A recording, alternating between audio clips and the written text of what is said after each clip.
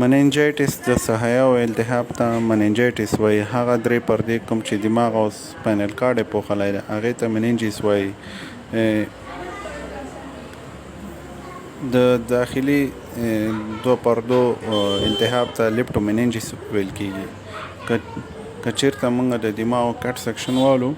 نو لومړنۍ برخه یې چې کومه ده هغه ډیورامیټر ده، بیا رکنایډ میټر ده، بیا چې کوم ده پی میټر ده. د پی میټر او د رکنایډ میټر التهاب ته لیپټومننجیس وایي. د رکنایډ سپیس کې چې کوم مایع ده هغې ته سیربرو سپاینل فلویډ ورته ویل کېږي. د وجې نه زیات ماشومان مایوبیت او مینه ورکوي. غواړم چې دا مریض پریکټیکل کلینیکلی تشخیص یې څنګه کوو او تداوي یې څنګه کوو او کوم اصطلاحات ورته غواړم هغې باندې خبرې وکړو. دا موږ سره یو مریض دی، فیلډ بصیر مننجایټس مریض دی. فلحال که موږ د مریض وضعیت ته ګورو، په مریض کې کومې نښې دي چې هغه موږ په مننجایټس کې وینو. لومړی دا چې دې عمر کې ماشومان چې کوم دي پروجیکټایل ومیټنګ لري، تبه به لري، یعنې فوارې په شانتې کاندې کوي، کاندې لرې کوي. بل ورسره تبه لري. بل دا دی چې مریض هیډیک لري، سردرد نه ډېر زیات شکایت کوي. او بل دا دی چې مریض نیک ریجیډیټي لري، د غاړې شخوالی لري. ګورئ دا مریض د غاړې شخوالی لري، زنه نشي لګولی خپلې سینې سره. نو دې سره مریض ته د ملا درد کېږي چې دې ته نیک ریجیډیټي وایي. بل ساین دی چې هغه موږ په مریض کې ګورو هغې ته ویل کېږي بزنسکي ساین ورته وایي. بزنسکي ساین کله چې موږ د مریض یو خوا کټ کوو نو بله ورسره هم خپله کټ کېږي، دې ته نیک بزنسکي وایي. بل چې کوم دی هغې ته نیک بزنسکي ساین ورته وایي چې دا هم په دو کې مثبت وي. چې کله موږ د مریض غاړه کټ کوو دا ګوره مریض نیغ لکه د کمان په شانتې راوڅڅېږي چې دې سره مریض ته د ملا درد او د غاړې درد احساس کېږي ورته. او یو بل ساین دی چې هغې ته ویل کېږي ټچ سیریبري ساین ورته وایي چې دا هم په دو کې مثبت وي. یو د نوک په شانتې داسې یو خط کې راکاږو سپین، که چېرته دا سور شولو نو دې ته څه ویل کېږي؟ دې ته ټچ سیریبري ساین ورته وایي. دا سپینه لیکه دا سره شوله نو دا مثبت دی، دا هم مریض فیلډ بصیر مننجایټس باندې دلالت کوي. یو بل ساین دی چې هغې ته کیرنیک ساین وایي. 90 درجې په اندازه باندې پښې ته زاویه ورکوو ورته. دا چې کله موږ فلیکشن ورته ورکوو نو مریض ته د درد احساس کېږي. ګورئ مریض د درد احساس کوي.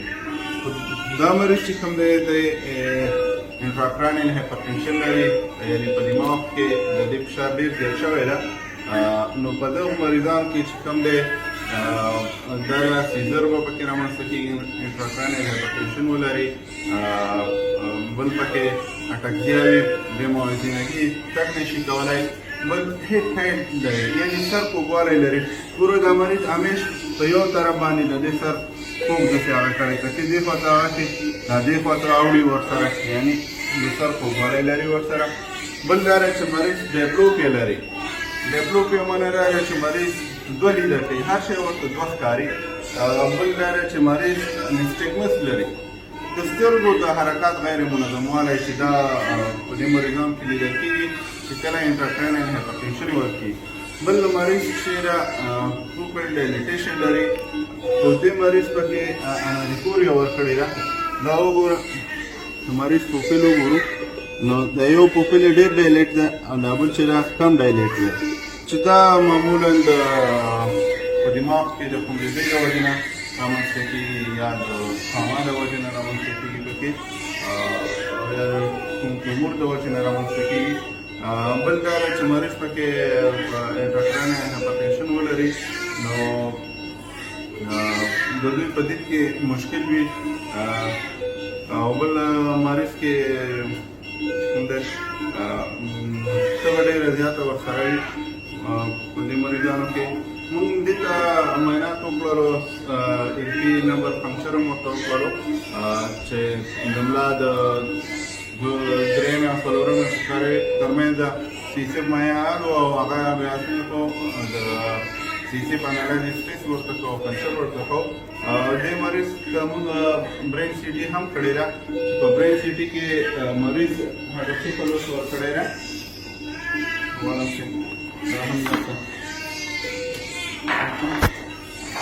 دا د مریض سی ټي سکین دی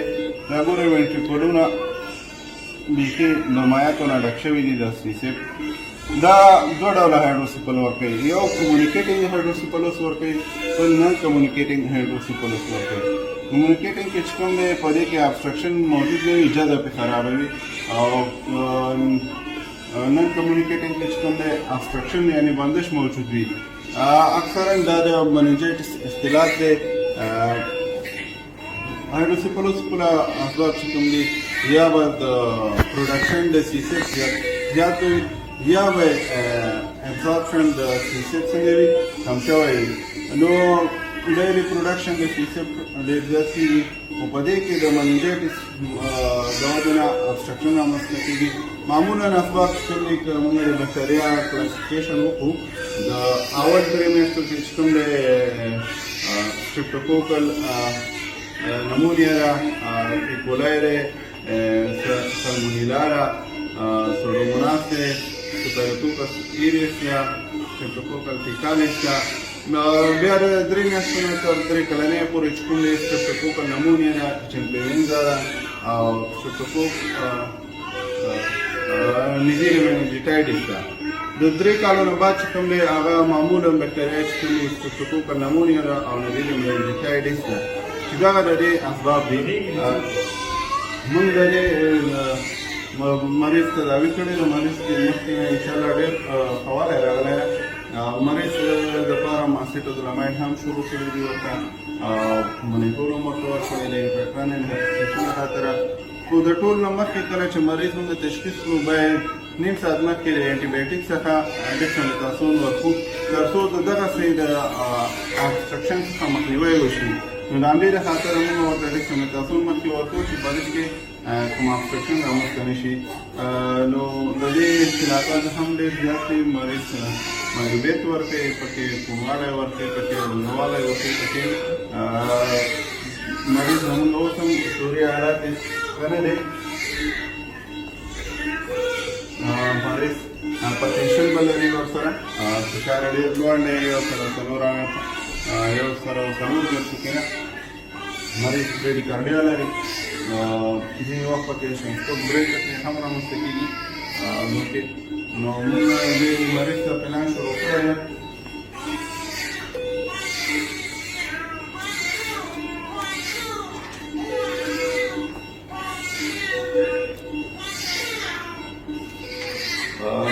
د دې مریض موږ سره څلورمه ورځ ده فلحال د مریض وضعیت بیخي راښه شوی ده مفید بکټریل مننجایټس موږ سره مستر دی او انشاءالله تداوي ورته روانه ده معمولا د 1200 نه 1400 ورځو پورې تقریب په سبب یې ګرام نیګیټیو بکټیریا وشي نو یوې سره دې تداوي ده که چېرته ګرام پازیټیو وي نو 1400 سره دې تداوي ده نو دا هم سره اکیو بکټریل مننجایټس مریض که چېرته په یو مایکرولیټر CSF کې 5 نه زیات WBC ولیدل شي یا په مننجایټس دلالت کوي بکټیریل مننجایټس کې به د 0 څخه به زیات WBC موجود وي او 90% څخه به پیمن لوړ وي او په وایرل مننجایټس کې چې کوم دی 10 نه مایکرولیټر او WBC موجود وي 50% نه زیات لیمفوسایټوس به وي او 90% نه پکې پیمن کم وي په فنګل کې چې کوم دی د 10 نه 500 پورې WBC مایکرولیټر به موجود وي او د 50% نه پکې لیمفوسایټ لوړ وي پر مایکوبکټیریوم مننجایټس کې چې کوم دی د 50 نه 500 پورې به موجود وي او په CSF کې به فشار د 200 سیماب د اوبو څخه به زیات به وي او د ګلوکوز سویه به 2/3% د